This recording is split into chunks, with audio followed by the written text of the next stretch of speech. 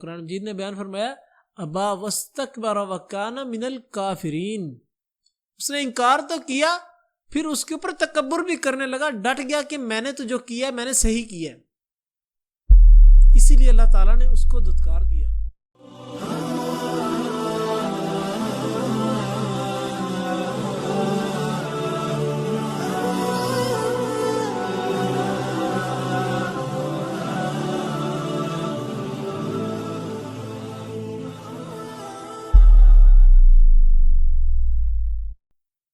بسم اللہ الرحمن الرحیم، السلام علیکم ورحمۃ اللہ وبرکاتہ۔ ہماری اس مصروف دنیا کے اندر ہر بندہ اپنے اپنے کاموں کے اندر بہت زیادہ مصروف ہے، جس کی وجہ سے جب اس کو اپنے کسی کام کے اندر کوئی ناکامی ہوتی ہے تو وہ مایوس ہوتا ہے اور وہ افسردگی کا نشانہ بن جاتا ہے، وہ اپنی زندگی سے ہی ناخوش ہونے لگ جاتا ہے، زندگی کے اندر اس کو خوشی نصیب نہیں ہو رہی ہوتی، بہت سی مشکلات آنا شروع ہو جاتی ہیں۔ جب بھی آپ کسی کام کے کرنے کا عزم کر لیتے ہیں نا تو اس وقت آپ کے سامنے ہرڈلز آنا شروع ہو جاتی ہیں، آپ کے سامنے آزمائشیں آنا شروع ہو جاتی ہیں۔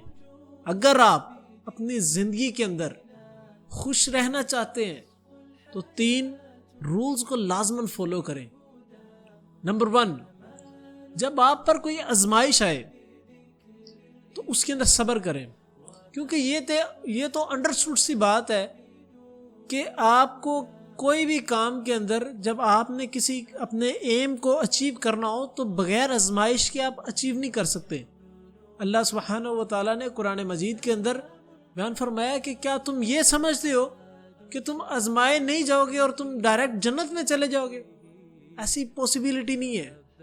لہٰذا جب بھی آپ کسی کام کا عزم کرتے ہیں تو آپ کو پہلے آزمایا جائے گا، اس کے بعد آپ پھر جا کے آپ جب ٹیسٹ کے اندر اپنے کامیاب ہو جاتے ہیں پھر ہی آپ کو شکر ملتا ہے، آپ کو سکون ملتا ہے، آپ کو خوشی ملتی ہے۔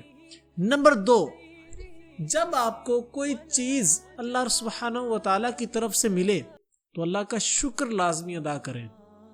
جب انسان شکر کا ایلیمنٹ اپنے اندر سے سکپ کر دیتا ہے تو پھر وہ خوش نہیں رہ سکتا۔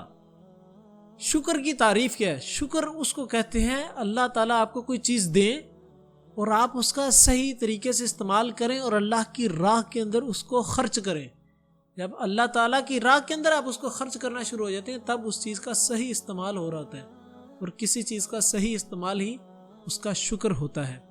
نمبر 3، جب آپ کوئی گناہ کر لیں، یاد رکھیں گناہ کر لینا بہت بڑی چیز نہیں ہے، گناہ کر کے اس پر اکڑ جانا، اس پر معافی اور توبہ نہ مانگنا، یہ بہت بڑی چیز ہے۔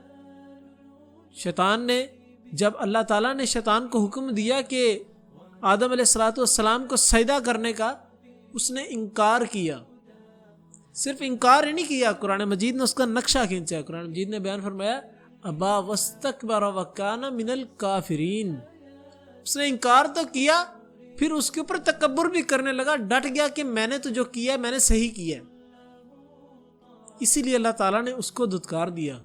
جب آپ ان 3 رولز کو فالو کریں گے تو یقین جانیے آپ کی زندگی کے اندر آپ کو خوشیاں واپسی ملنا شروع ہو جائیں گی، آپ کو دوبارہ خوشیاں نصیب ہونا شروع ہو جائیں گی۔ ہمیشہ خوش رہیے اور خوش رکھیے۔ السلام علیکم ورحمۃ اللہ وبرکاتہ۔ يظل يجيء إلى